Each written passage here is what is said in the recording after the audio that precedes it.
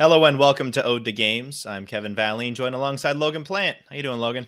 I'm on pace to beat 66 games in 2023. We're 11 Wow. days in, and I've beat 2 games. So, yeah, I'm on a Tearing hot through pace. stuff. Some huge games, Yeah. right? Oh, yeah. Elden Ring, which I was at the very end of, and a 2-hour game we'll talk about a little later. But That's how you pump up yeah, those numbers. You it know, is. you beat some Yep. small titles and then you beat stuff that you were basically done with. That's how Yep. the thing goes. That's how I got to 50 in 2020. Plus, weren't going outside very much. So, yeah, it I have a couple of caveats, helped. but you still beat 50 Yeah. games. You Yeah. can still count that. Slow news week this week. Just a couple of things to get to. First off, we've got Ubisoft in the news. Skull and Bones is delayed again. So this is the 6th time if you've been keeping track. So it's supposed to come out this March after a myriad of other delays. I think it was supposed to be, 2019 or... Oh, gosh. or Yeah. years Oh, ago. no. So this gets delayed again. And so this had a concrete release date of March 9th, and now it's getting pushed to 2023 to early 2024. I think the exact wording is early 2023-24. So like early in the fiscal year. So like probably not that far. Because early 2023 is March, but not the way that that they're spinning this. But this thing has been in development hell for years, and it just gets another delay to tack onto it. I mean, this thing got completely reworked, it seems, moved more to kind of the online PvP style of game. After all these delays with these types of games, you just wonder what the final product is going to be, because after this many delays, the fact that it seemingly got completely reworked, just what is the state that this game is going to be in, both performance wise and content and vision wise, after so many delays and changes? I don't know. Will it be any good? Yeah, I don't know. Yeah, I don't know. I couldn't believe it was delayed again. Like every other time I've been like, yeah, that makes sense. But we're like 2 months out. Yeah, like it's crazy how close we were to actually this game releasing before they pushed it back again. But what I'm surprised to hear, Kev, is I guess I was initially surprised, but it makes more sense thinking about it, is Mario and Rabbids Sparks of Hope underperformed Ubisoft's expectations last holiday season. And then I was thinking about it, and I'm like, because probably many people did what I'm doing. And I'm like, yeah, I would like to try that game out at some point. But the first one has been perpetually $10 for the last 5 years. Like, I'm not going to buy it at 60, where, especially on Switch, where it's like, oh, if you want the new Mario game, you might as well just get it because it's going to be 60 forever. But this is like, no, you shouldn't, because it's going to be cheap. It's already like 30. And it came out 2 months ago. So I feel like that's what happened with this one. And it's what you can plan for with most Ubisoft titles. And if you're not a super big fan, you really can just wait even a month or two and you'll probably get it for half price. And we talk here about how PlayStation, we'd like some more sales on their end from some of the PS5 titles, but you can go really far in that direction, to the point where there's really no point in picking it up day one, because you know that come a month from now, you're going to be saving half price on it. And Ubisoft, it's like clockwork. Basically every single game of theirs. Watch Dogs Legion just died immediately in price. That thing was down within a couple of weeks from what I remember. Yeah. So it just doesn't make sense. Even if you're a big fan, it doesn't really make any sense to buy it day one. Yeah. Also, in terms of their expectations, I don't think they said what specifically their expectations were, because there has been a history in the past of publishers being like, yes, this game underperformed their expectations, and then they publish their expectations, and you're like, why did you expect this game to sell that many units? So sometimes you don't know about the projections and what the game actually sold. But the first one did sell a lot. Like the first one sold, gosh, my gut is saying like around 10 million. I don't know if that's true. I'm trying to find out. How many of those 10 million were $10, $20 pickups? Because mine was. You also have to think this thing the original came out within the Switch's first year. And there wasn't Mario and Rabbids Kingdom Battle has been played by over 10 million Switch users. Yep. Yeah. I mean, there are a couple of caveats there. One, the game is on sale constantly. I would be curious how many of those sales were when the game was $30 or over, like half price to Yeah. full price, because that game has been on sale a ton. And Yeah. also first year titles on Switch when there's not as much to play, and then a game sporting Mario comes out within that first year, I feel like a lot more people would be willing to pick it up, especially also when it's the first game in the series. For some people, maybe it's, well, I bought the first game for $10. Why am I going to go and pick up the second game when I haven't even finished this first game? That was also me. I haven't finished the first one. Yeah, exactly. So, yeah, it is a shame because I feel like the Mario and Rabbids series is one of the most kind of creative things Ubisoft has done in a long time. So now it's like, okay, are they just going to abandon that? But we'll see what happens. But I don't know what the future of this company is, man. They're so big, they're losing so much money. They can't publish a game. Like, yeah, it's kind of crazy over there. Yeah, they canceled a couple of unannounced titles, which, since they're unannounced, there's not much to go off of there. You can be like, oh no, they canceled this because we don't know what it is. But yeah, that does show that there's some issues there. And yeah, I don't know. Ubisoft, this is me personally. There hasn't really been anything coming from them that has excited me at all. It's all the same stuff. From Far Cry, Assassin's Creed. Far Cry and Assassin's Creed. The Division is, I guess, a little bit different. But yeah, it all just kind of feels like the same thing. Yeah. And if that same thing already doesn't intrigue me very much, like the Far Cry formula, I was bored of it by Far Cry 4. I enjoyed Far Cry 3 a lot. And by the next game, I was already done with it. And then Assassin's Creed kind of, from what it seems like, turns into that same type of open world game. And I know the originals were also kind of like that, but I think they've gone really hard into just kind of this homogenous same design philosophy for all of these games. Yeah, does that cannibalize the sales of all the other games when you're releasing the exact same thing? If I'm picking up the newest Far Cry, am I going to pick up the next Assassin's Creed? And how many games do I pick up before I need to take a break and just, be away from those same style of games over and over? Yeah. Yeah. What else are they even making? They're making a Star Wars game, right? They made that like BMX game, Riders Republic. Oh yeah, that thing. Oh wow. I get. Yeah, they do make Just Dance. They have Just Dance, which they also said underperformed. Yeah. But again, it's the same stuff every single year. Yeah. List of Ubisoft games 2020 to present. What are they working on? Just Dance, the Monopoly Bones. Madness. They've been working on that. Beyond Good and Evil 2. Where in the world is that game? Yeah. Roller Champions. A free-to-play sports game. I have not even really heard about that one. Rabbids Party of Legends. Rocksmith. Skull and Bones. Oh, they have Avatar coming out. That's the big one. That's the big one that's supposed to be coming out. Whenever that Frontiers of Pandora. Yeah. Bunch of Assassin's Creed Beyond Good and Evil 2.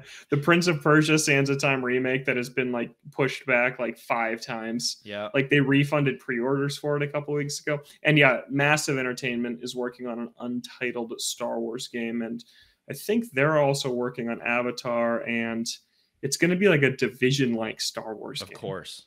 Yeah. Because we got to fit it into a similar Ubisoft mold. That's what a Ubisoft original is. Yeah. Yeah. Yikes. Yeah. And the funny thing here is that their takeaway is that the industry is moving towards these big blockbusters. Like, we need to have these huge blockbuster titles. But that's been their philosophy for the last number of years, to be honest, because it's Assassin's Creed and Far Cry and Watch Dogs. Watch Dogs is the other one. Yeah. As kind of the tent poles. Oh, we got the cat coming in. He just jumped on me. It scared me. But those are the tent poles, and those are the big blockbuster titles. And if those aren't working, what's the plan? Yeah, because Avatar could be big. I will say that. I could see a lot of people depending on what it is. We have no idea what that game is. Yeah, we saw it like once a long time ago, and I think it was mostly a CGI trailer. Yeah. You like Avatar, Kevin? I don't remember the first one, and I went to see I saw the second one, and I really hated it. Oh, wow, I hated it a lot. Yeah, it was not good. Yeah, what's going to be the carryover there? Because a lot of people went to see the first one and went to see the second one, I think, on the word of mouth of the visuals. of the movie, and I've heard that they're really stunning. But from what I've heard and from what I remember, the first one, the story wasn't anything to write home about. I've heard that this one's kind of more of the same. So what does that mean for a video game? Are they going to have some really good gameplay to back it up? Because the story is probably not going to be there if it hasn't been there in the first 2 movies. Yeah. And I wonder what crossover there is between the people who are going out and seeing this movie multiple times and like bumping up that box office numbers, and the people that would go out and play the video game version of it. Yeah. I don't know. I'll be curious to see how well it does, because the movies print money. I wonder if the games will do the same. Yeah. I won't play it. Yeah, I have no interest in it. And to be honest, I don't really have interest in most Ubisoft games. This game was first announced in March 2017. Wait, what? Oh my gosh. The Avatar? Game. Yeah. Are you serious? Yeah. I feel like I only just heard about it with that trailer. What, last year? Yeah, that was at E3 2021. Oh my God. Was there anything else besides like an announcement between 2017 and 2021? Just delay. That's it. What is going on over there? Yeah, man. It's pushed into fiscal year 23-24, so that same window that Skull and Bones is now in. Big heavy hitters in that year. Yeah. Skull and Bones and Avatar. If either of them hit. Yeah, Ubisoft, and that's not even mentioning everything that has gone wrong within the company itself in terms of the allegations over the last number of years. A lot has been going wrong at Ubisoft. Yeah, both externally and internally. So we'll see what happens if any of these games can actually hit in the next couple of years, and what's going to come of these like the 10 Assassin's Creed titles that they're working on. Yeah. Yep, that's Ubisoft. Moving over to Xbox, they have announced a showcase on January 25th. The headlining titles being Redfall, Forza Motorsport, Elder Scrolls Online, and Minecraft Legends. They also said that Starfield is going to be getting its own showcase at a later date. They wanted to do kind of a deep dive into Starfield on its own. They did not announce when that was going to be coming out, but the game is still set for this year as of now. First half of this year. We'll see. It's supposed to come out. When that deep dive comes, I think we'll know definitively if the game is coming out in the first half of this year or not. We'll find out. I don't think it's going to. I don't. I think there's too much big stuff. I think Redfall doesn't have a date yet either. They also promised it in the first half. I think it'll be in April. You kind of look at the AAA release schedule. There's not really anything in April. There's stuff in every other month, the first half of the year, besides that, because, I mean, February, there's no way Redfall's coming out in February. And then in March, you've got Star Wars, and then in April, there's not much. And then in May, there's Zelda and Suicide Squad. In June, there's Street Fighter and Final Fantasy. It's like, when are you going to fit these games in that they're not going to be totally crowded by something else? So I think Starfield will come in the fall. I think it's going to get delayed. Yeah. Yeah. I'm going to make that call. The trailer that we did see a little while back was rough.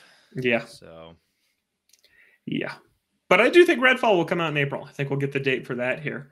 I think it sets itself up pretty well. Cool. You know, a January showcase for it coming out in the spring. I think that makes a lot of sense. Although I saw a quote about Redfall earlier that was like, "Oh, this is our take on Far Cry," and I was like, "Oh, I didn't really know that's what that was going to be." Wait, I don't really know if I'm interested in that. I don't remember where I saw that. You know, sorry, I can't attribute that. I don't remember who said it, but yeah, it was like, yeah. Oh. Mm-hmm. Ooh, live shot of my cat climbing the Christmas tree that I have to take down. Cat's doing it for you. Yep. Oh, if he knocked it down live on camera, that would be entertaining. Oh, no, he's gone. Okay. Yeah, anyways, but Forza Motorsport, I'm excited to see more of that because that's something I would try out on Game Pass. And then Minecraft Legends actually looks kind of interesting. So, yeah, could be a good showcase. They're calling it, a developer direct? I thought it was funny that they're literally calling it a direct. I was like, okay. It worked for one company, why not for the other? Because Xbox is still kind of trying to make these hit as well as Nintendo's and to a lesser extent Sony's do. Nintendo, whenever they announce a Nintendo Direct, you know, the internet sets on fire. And PlayStation to a lesser extent, but still, it's a pretty big deal when PlayStation announces their showcases. And I feel like every time that Xbox announces something besides that you know, that big group of Xbox fans, it doesn't really escape beyond that too much. It doesn't have as much wide reaching appeal, I guess, as like they do like others. the id at Xbox, like their indie developer showcases. They did the other ones I can't remember the name of right now. But yeah, it isn't really an event yet. This kind of feels like their first attempt at it. But I'm curious, is this like a one-time thing? They're doing the Starfield one, then are they going to just go radio silent again? Like PlayStation has been radio silent for like the last they have been. Oh boy, yeah. So I'm curious to see kind of how this one goes and how they follow it up, because Xbox has had some decent showcases the last few years. But they have been bloated and long, and they've shown too many gameplay clips. Like, yeah, it's like, oh, let's watch this 10-minute extended gameplay. Oh, it just is a killer. Yeah. So I'm curious to see kind of how the pacing and everything of this one goes. Yeah, Nintendo's got it down pat. You know, you're on the big games for a couple of minutes, a smaller title for a minute, move along at a good pace. And I feel like with Xbox, they have those really long clips that would be better served for something like a Starfield deep dive presentation for people who are really interested in Starfield. And then sometimes even after that, they have, you know, the developers on or someone who worked on the game come in and talk about it more. I'm like, please just go on to the next title. For people who are really interested, maybe that's cool.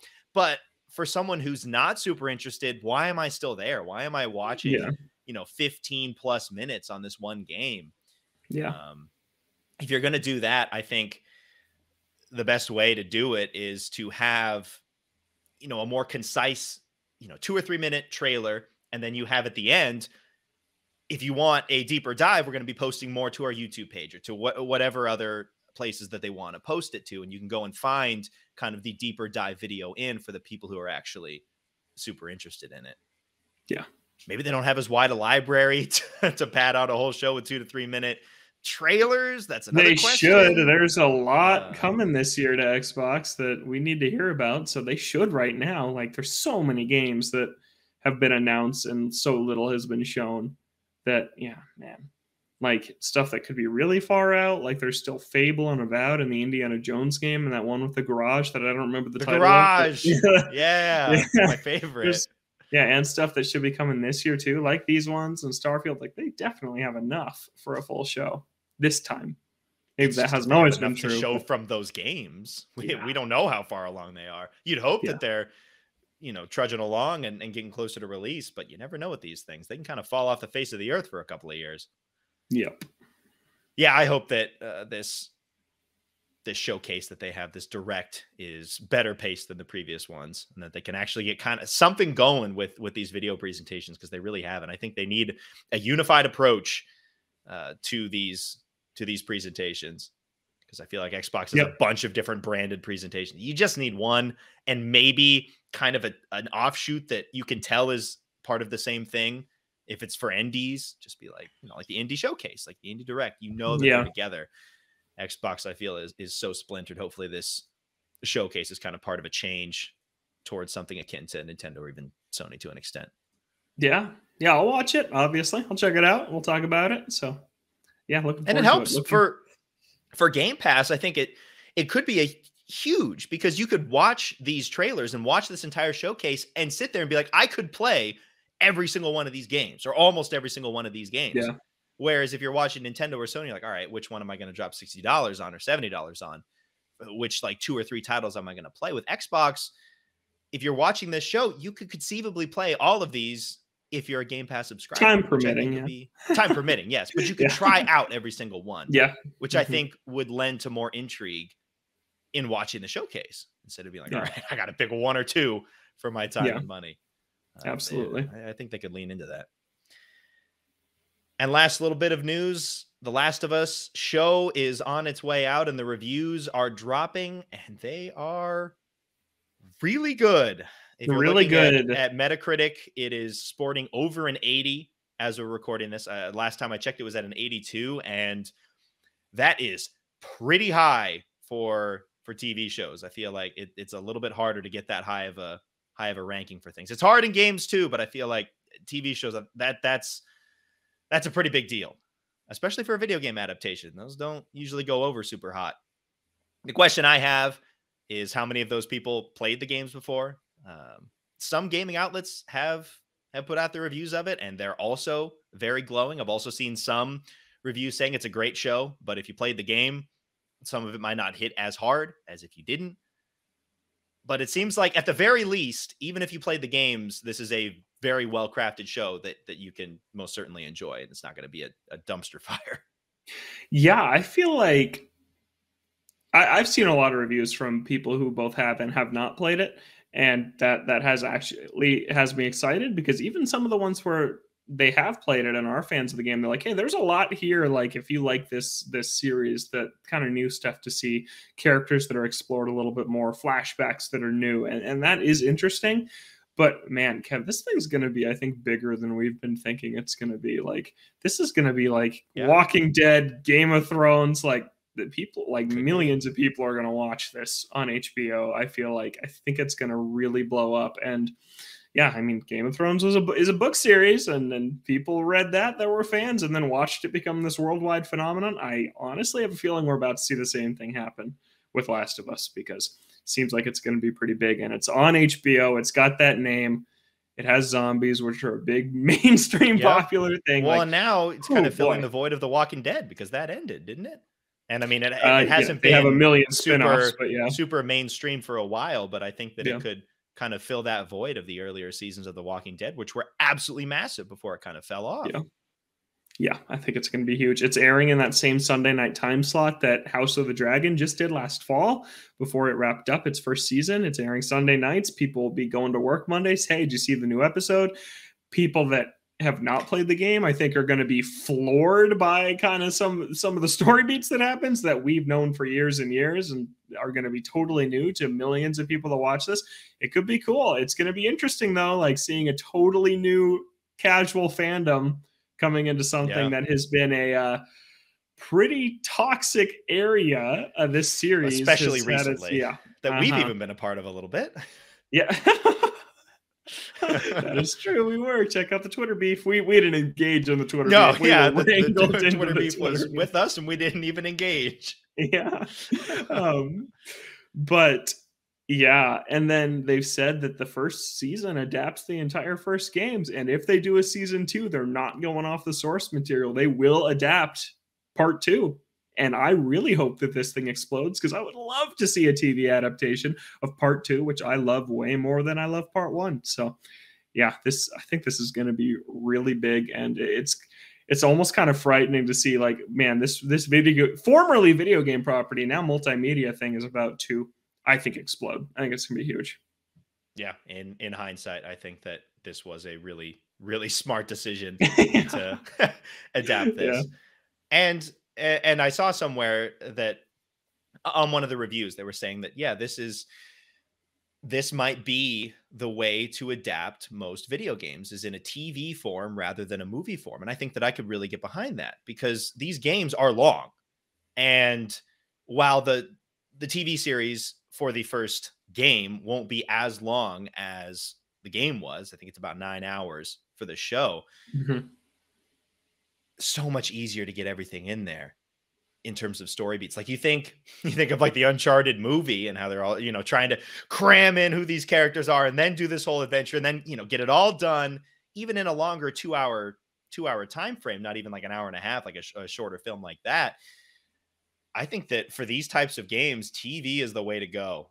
You've got a lot more time to not only, if you're sticking to the source material, do that, but also kind of go off and do a couple of your own things, which it seems like this show does as well, kind of explores some of these characters and gives them a little bit of time that they might not have gotten in the games. And I think that's important for fans who not only have not played the games, but for the fans who have played the games and know these story beats, that there is something for them, that they can go in and watch this and be like, okay, I know the story. I know it's going to happen in the end, but I'm going to learn a lot of things about certain characters that I did not know from the game, because that wasn't there. There wasn't enough time. They didn't go into that. I think that going forward for these types of games, TV is going to be big for them.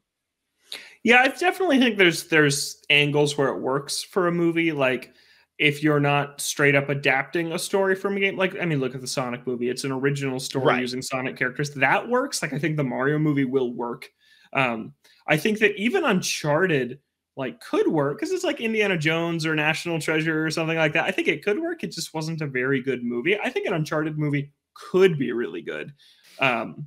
But yeah, for something like more kind of serious and that's really focused on its cinematic storytelling, like The Last of Us, HBO was the perfect partner. Like it absolutely was. It's really smart. And it has me curious about kind of PlayStation Productions, who is making what God of War on Amazon and Horizon on Netflix and Twisted Metal on Peacock. Like these things are in all different places, which is super interesting. Yeah, it's going to be interesting to see how they all kind of play out on their own platforms with their own creative teams behind it. But I mean, Last of Us, there's no secret that Neil Druckmann and the writers and creators of that game wanted to make an HBO video game, and they did. And now 10 years later, they get to turn it into a show, which is very cool for them. But it is just a great match. And I agree with you. TV is the way to go. Yeah. Has this changed your thought process at all? I knew that you were probably going to be watching at the very least the first episode, but does this kind of, obviously you watch the first episode and see if you're really vibing with it, but does this kind of change that thought of watching it all the way through or not at all? It does. Yeah. I'm a big fan of Pedro Pascal. I think I really like him and what I've seen him in. And I think he seems like a good fit for Joel. So I'm excited about that. And then, yeah, I mean, I'm just a little burned out on this story, as we've talked about, because I've played it so many times. And then part 2 retells it in a lot of ways through like flashbacks and reminders of what happened in the first game. And I played part 2 twice. And then part 1 was in all the news and everything. And I wanted to play part 1, but I think I'm choosing the show over playing part 1 is kind of what has happened here, is that, yeah, I want to see this kind of a retelling of it rather than a shot for shot remake of the game. The exact same game you played, just spruced up.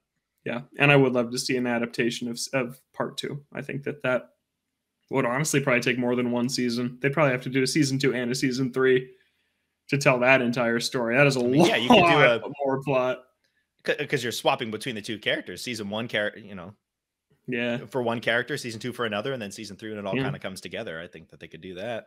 Yeah, that'd be cool. And it was a longer game because there were multiple playable characters. That game was like, Last of Us 1 is like 13 hours. Last of Us 2 is like 25. Yeah. Yeah, it's a much longer game. Yeah.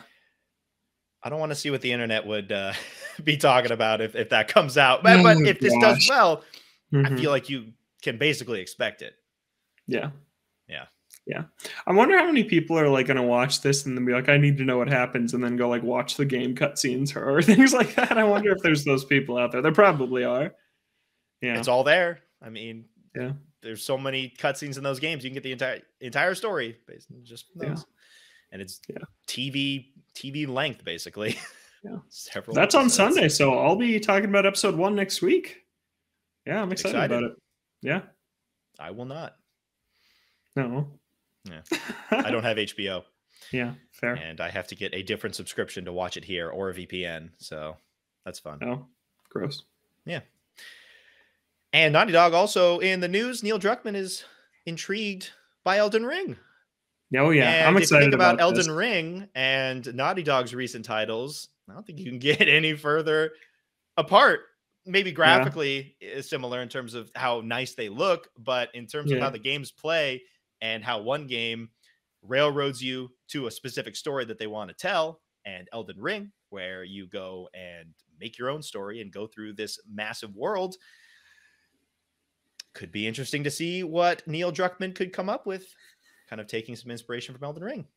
Yeah, this is cool. He did an interview with the Washington Post that was mostly about the show, but they talked about the games a little bit. And yeah, he basically said that he wants to, the most joy he's getting out of games is games that trust their audience to figure things out, games that don't hold your hand.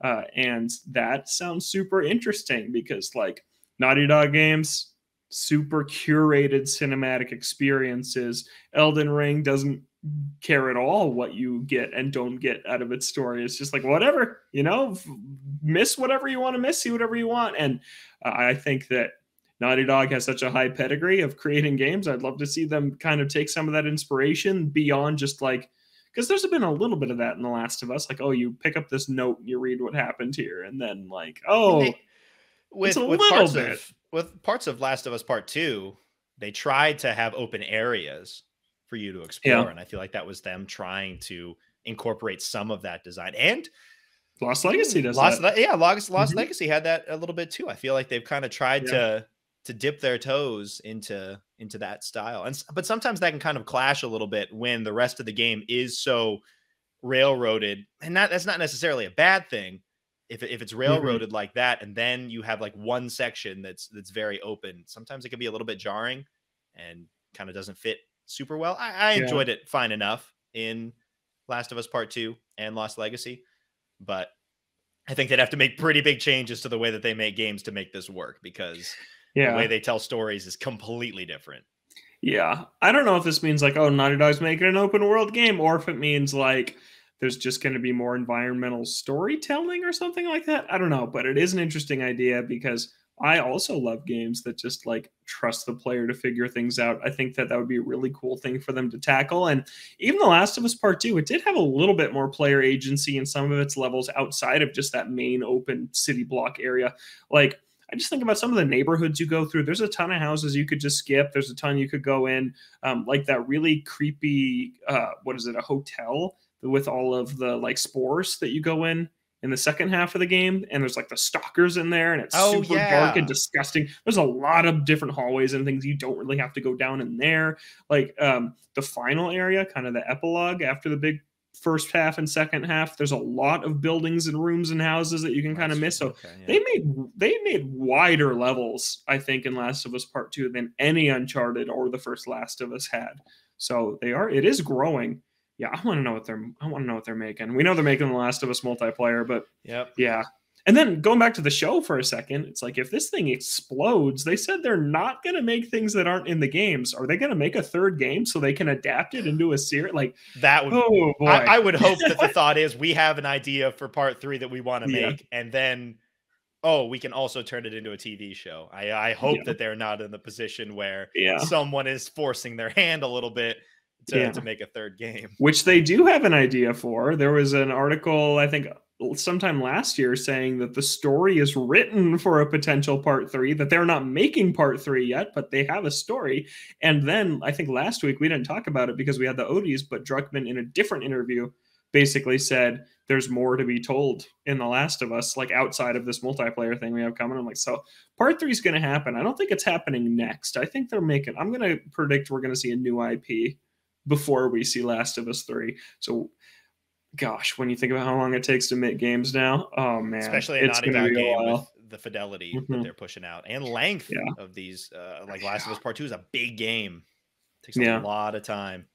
So I would guess they have 3 games going right now. That kind of seems to be the way they do it there. They have one in full production, one in pre-production, and one in kind of just planning.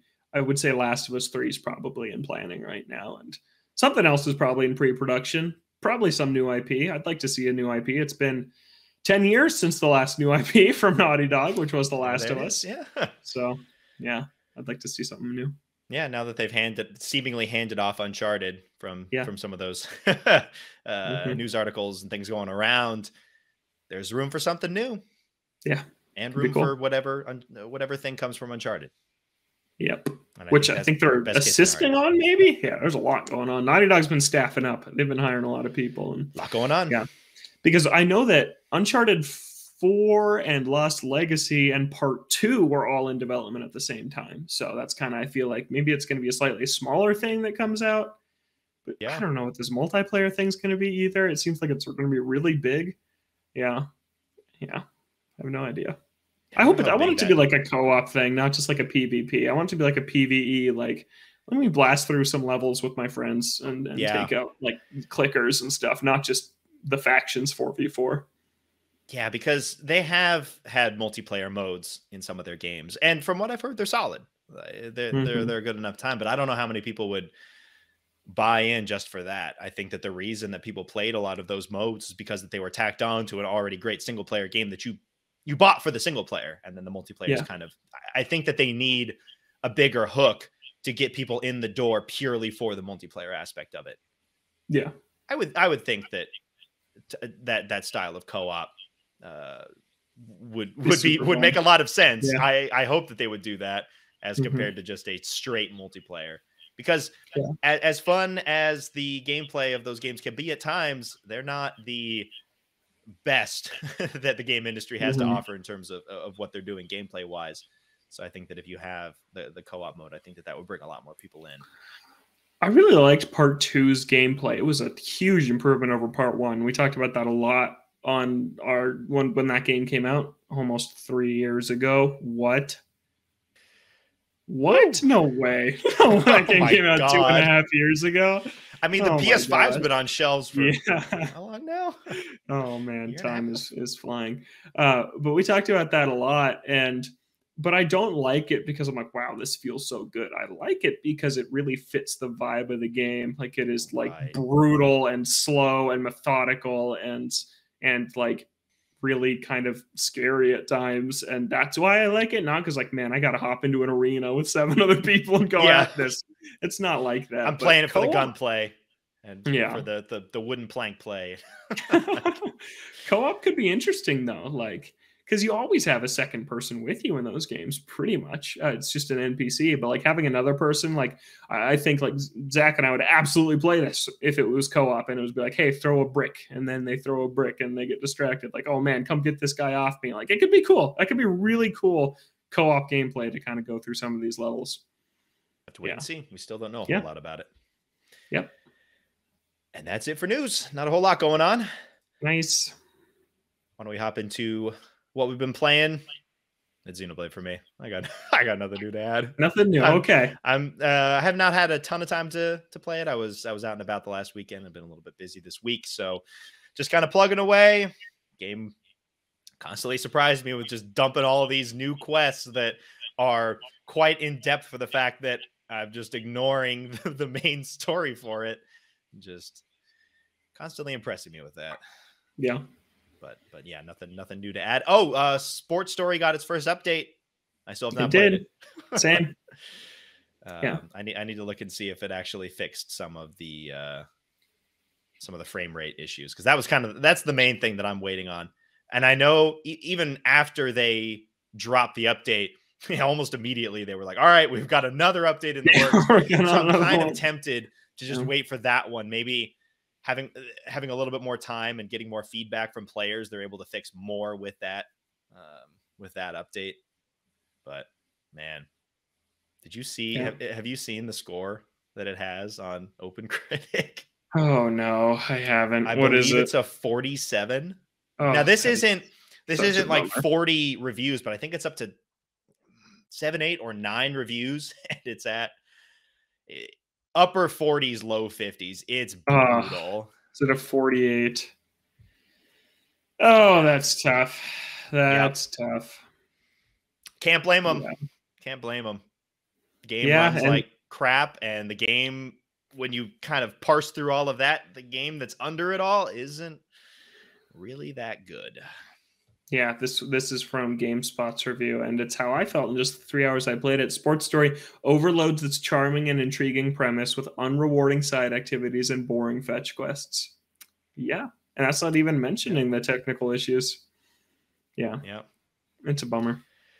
Yeah, once the game is stable, I will go back and play through it all, but I know, even going back, that once it's a smooth experience, it still isn't the experience that I'm going to want. Yeah. Which is disappointing. For sure. But yeah, that's all I've been up to. It seems like you've been playing a bunch of stuff here. Bunch of random stuff. Too. This is kind of the last 2 weeks since we didn't really talk about what we've been playing on that is true. I want to talk about finishing Elden Ring a little bit more, since didn't really put a full bow on that. But yeah, I finished Elden Ring over a week ago and really, really liked it. Zach did carry me. He ended up having to bring in his friend, so we had 3 people going at some of these bosses. He helped me kind of retool my kit. I became a much better contributor in some of these fights after I kind of reallocated all of my levels. And yeah, just super, super cool. The last boss is crazy. Like, he's super insane, really cool design. Yeah, the story actually does some interesting things if you can follow it. It is hard to follow, but there's some cool kind of spectacle cutscenes near the end. Yeah, really cool. Really great game. Really amazing areas. Absolutely massive.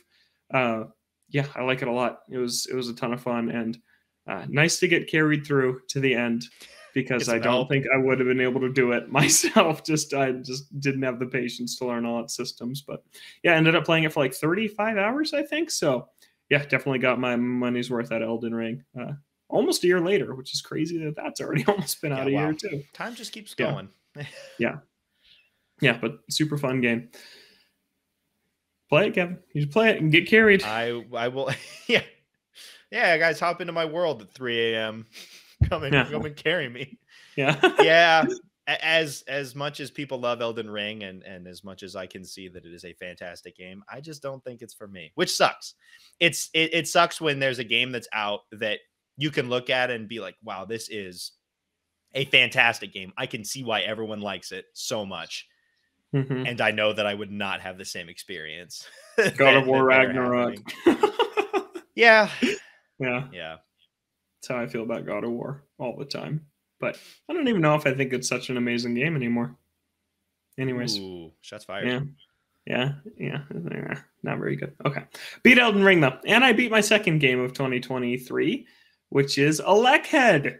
It was really cool. This is the indie platformer that's been on PC for like a couple years now and just came to Switch after one of the more recent Indie World showcases.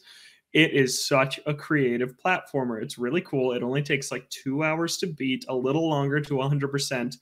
But man, there's some really good puzzles in here. Some of them are stumpers.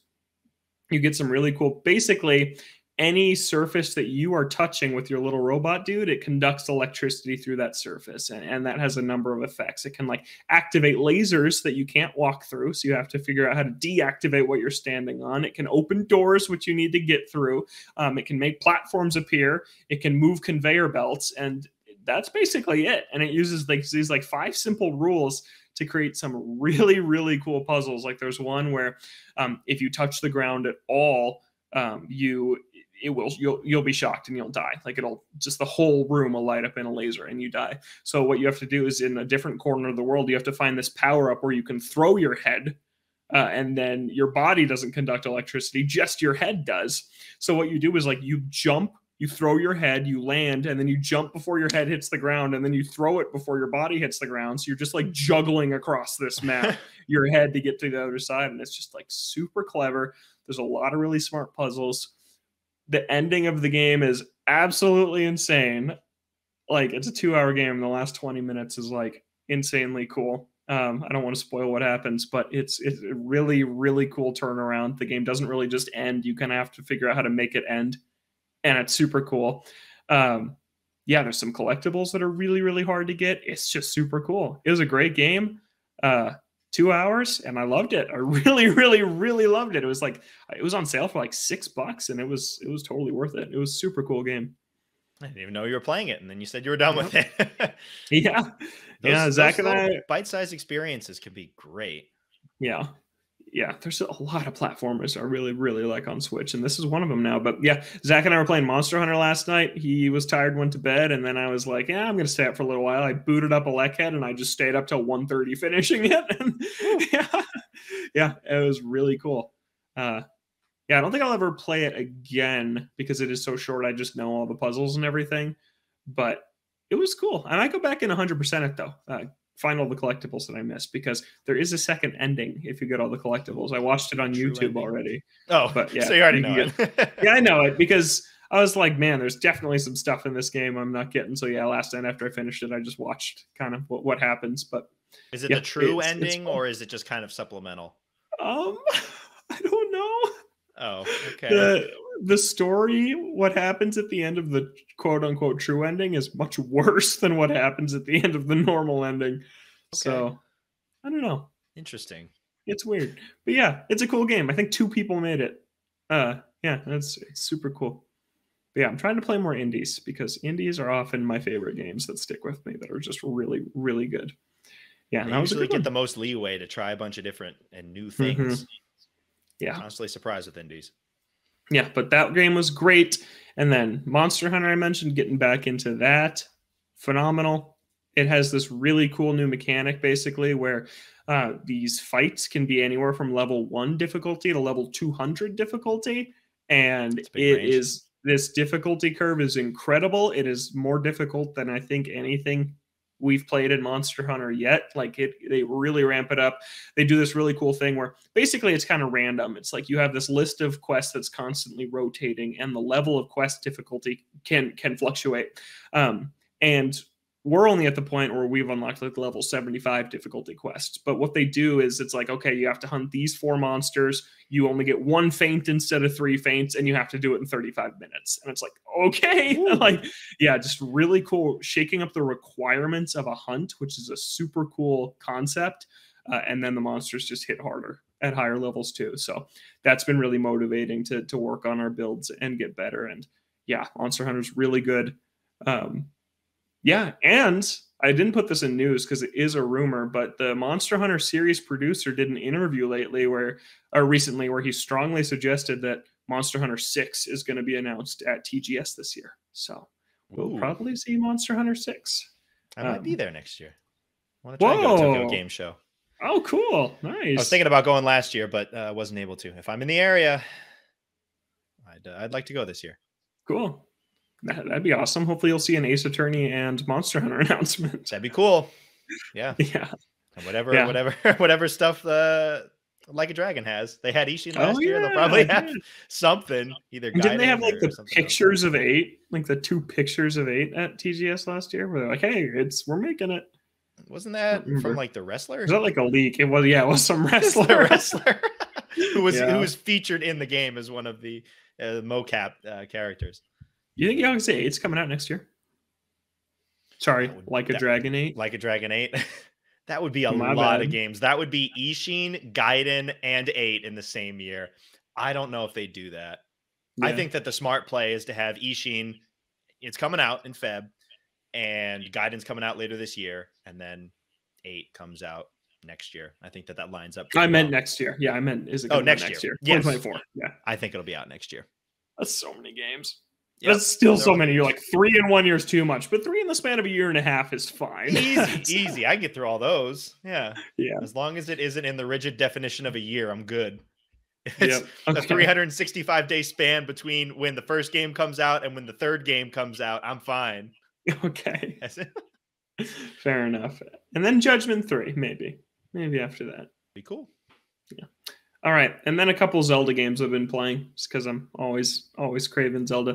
Triforce Heroes I'm playing again, and this I'm actually playing with Zach and with the friend that had to come in and carry us in Elden Ring.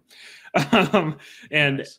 Triforce Heroes is so cool. If you have 3 people, that game is just, you share a health bar in that game. I don't know if you knew that, Kev. You share a health bar. I don't 10 know hearts much between about the Triforce 3 Heroes, of you. Surprisingly enough.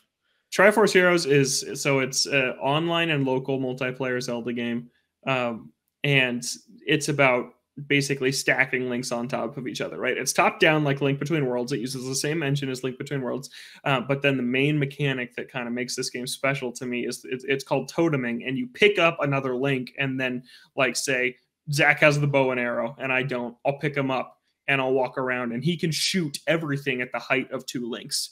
And the puzzles that Nintendo squeezes out of their mechanics, as you know, with other franchises, is just immaculate. And like the puzzles and boss design that they squeeze out of having to be either 1 links, 2 links, or 3 links tall is so incredibly cool.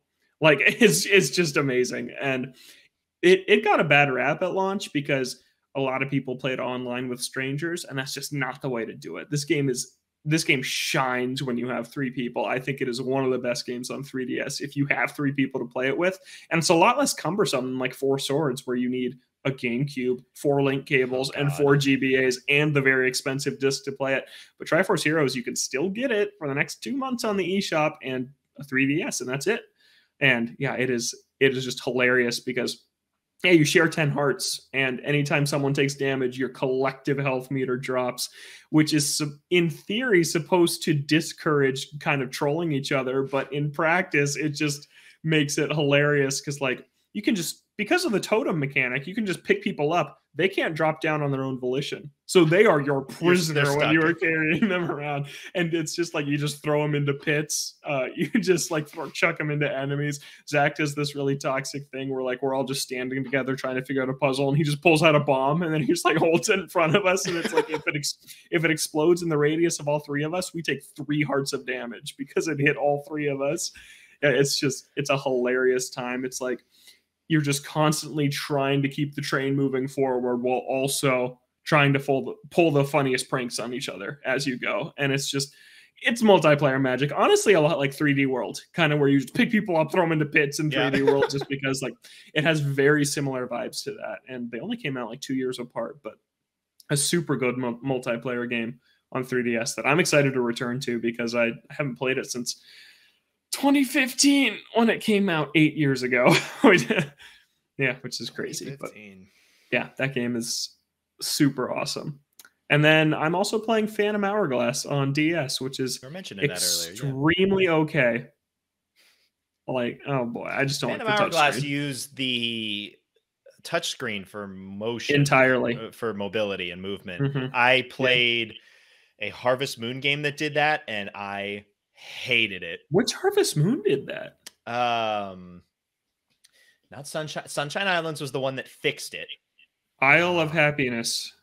Yes, Island of Happiness. Something like that. Yeah, because Sunshine Islands came out and it was basically the same thing, but they made it actually work with movement where you're just using the D-pad instead of the stylus. I had that game as a kid or as a teenager. I don't know when that came out. Either way, I had it and I absolutely hated the motion of that. So I vowed to never play another game where the stylus and the touchscreen was used for actual character movement. Yeah, it's rough. The combat's actually okay, but it gets just tiresome, honestly, to move around a top-down world only using the touchscreen. And it's like, man, I think back to just that era for Zelda, and it's like, people were so excited when A Link Between Worlds came out in 2013 because it was button controls, normal sword play. And it's like, man, why were people so excited? Because we just came off Phantom Hourglass, Spirit Tracks, and Skyward Sword, which was like you're waggling or you're swiping. And it's like, God, just give me a normal game. But it's okay. It's one of the few Zelda games I haven't finished, which is why I want to play it. But I feel like it's also one of the worst ones because of its touchscreen. Like it has smart puzzles, good music, good story, all that stuff. But I just hate the touchscreen. The controls just didn't work. Yeah. They tried it and it didn't work. And I'm glad they haven't. Then they did it again. They did do it again. They didn't learn. They didn't learn like Harvest Moon and just made the same game again, but fixed the controls. Yeah, but that's it for me. I'm hyped for Fire Emblem, man. That game's going to be great. Coming out soon. You also had a 3DS pickup. I did. I got Ever Oasis on 3DS. It was awesome. I was at a game store and I saw it in the locked case. And I was like, God, that's probably going to be so much money. The guy was very distracted. And I was like, how much is Ever Oasis in there? And he looks it up. He's like, $39.99. I'm like, I will take it. MSRP, I'm in. Yeah. So I got Ever Oasis, which is exciting. That looks like a nice, cute little game developed by Grezzo, who made the Zelda 3DS ports and actually co-developed Triforce Heroes, which I was just talking about. And Ever Oasis is like their first original game on the platform. And one of the late 3DS games. Very late. Yeah. Post Switch. Yeah. Was it really? Yeah, it was right around there. June of 2017. Wow. So Switch was already out. Those games that came out around the time that Switch launched or after were basically sent out to die. Yep. Because no one was playing 3DS at that point. And I tracked down a couple of them. 3DS games. Like the Luigi's Mansion 3DS remake. Yeah, tracked that one down. There's a couple others.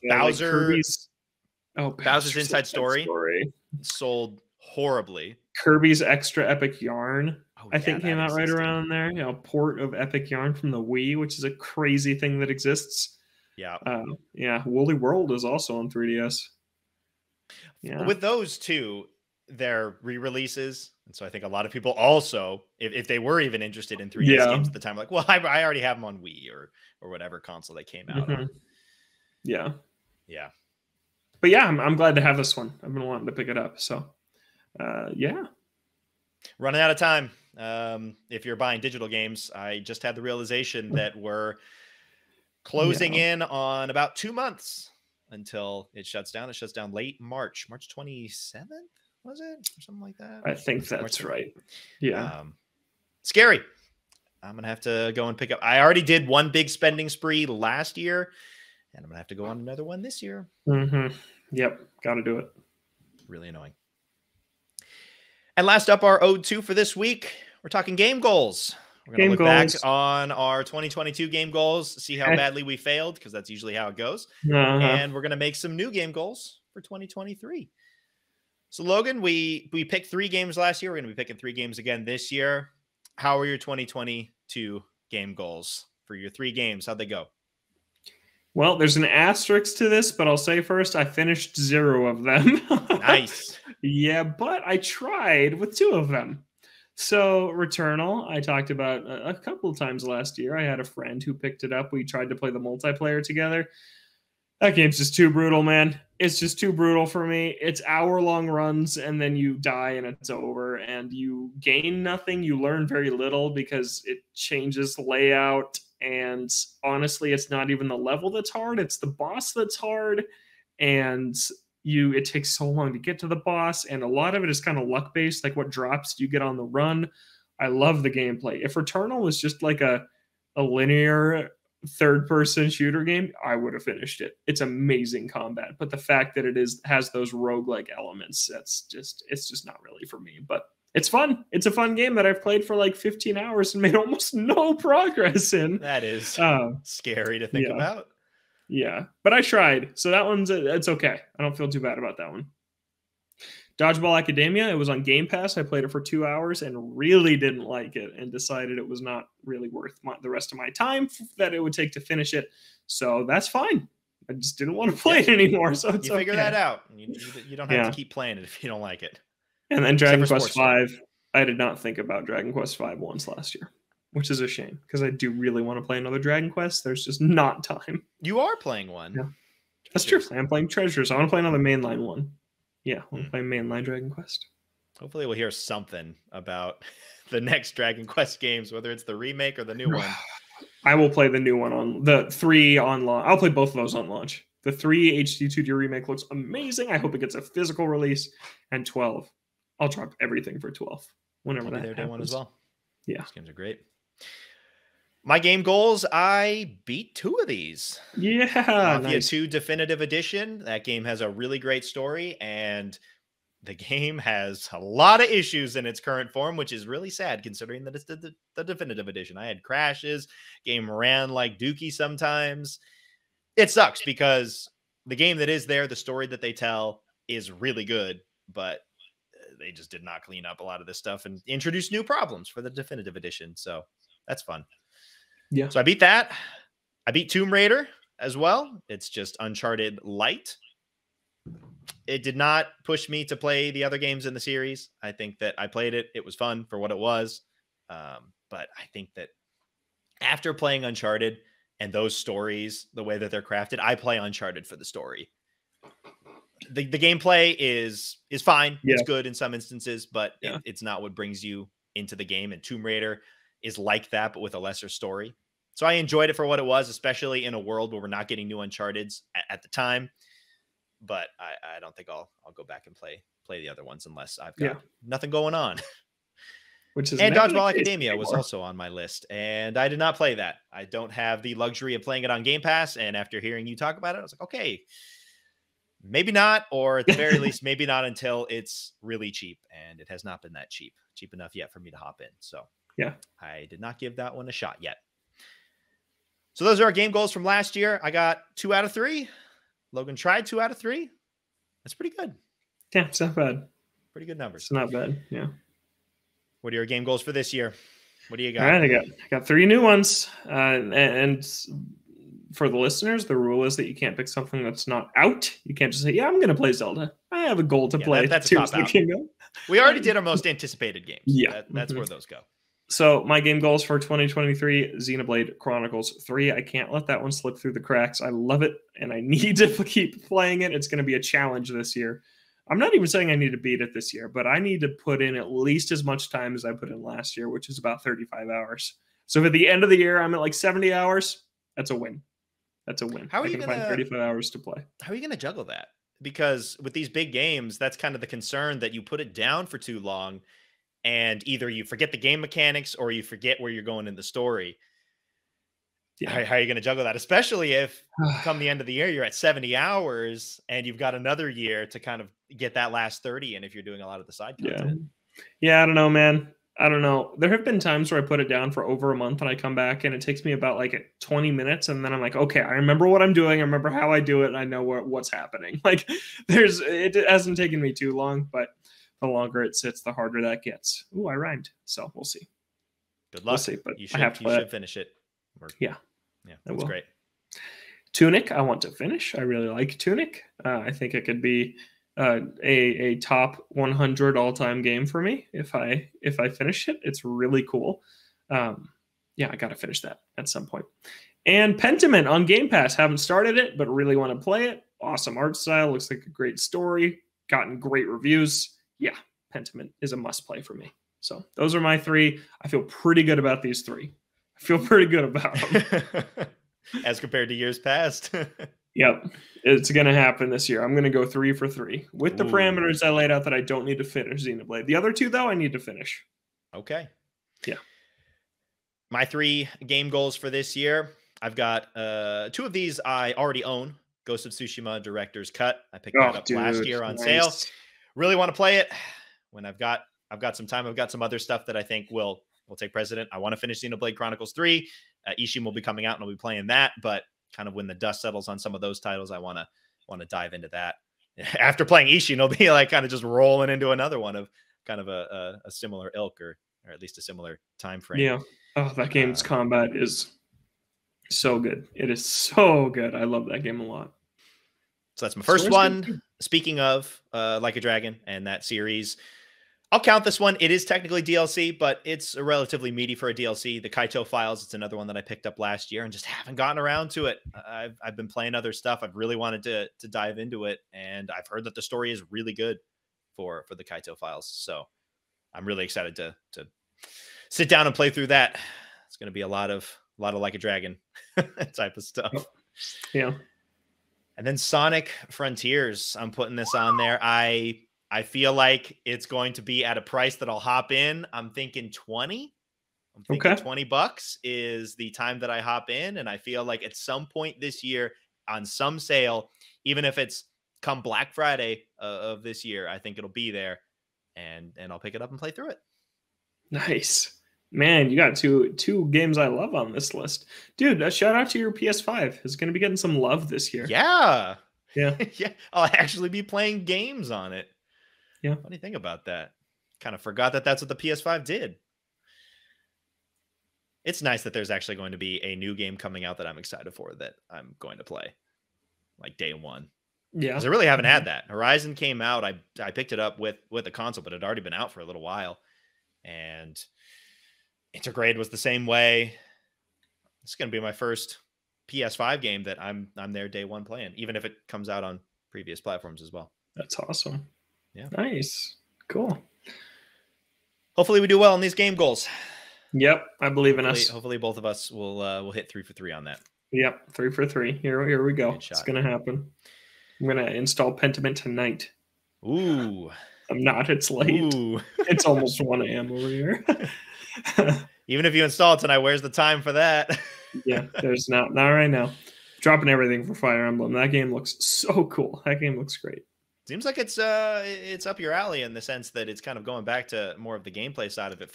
I don't pay too much attention to Fire Emblem since I'm not a big fan or anything, but from the little bits that I've seen, it's leaning more into the gameplay as compared to the relationships, which seems like would be bigger for you. That is exactly what I want. I do not.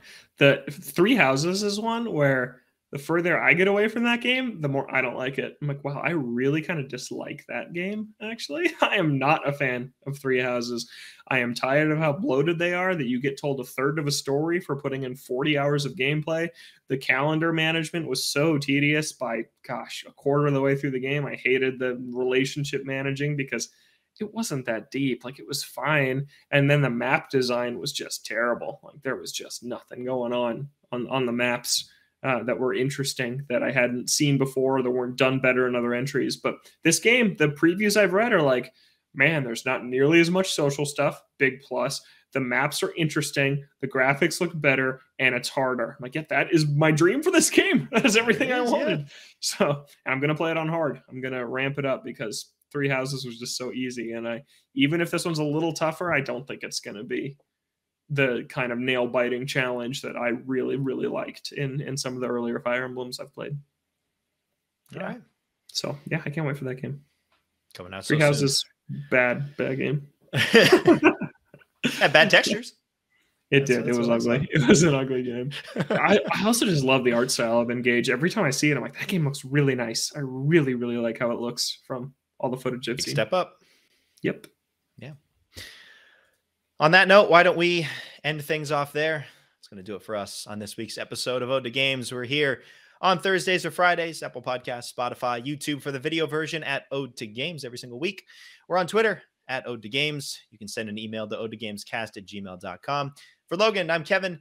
Thank you so much for listening, and we'll catch you next week.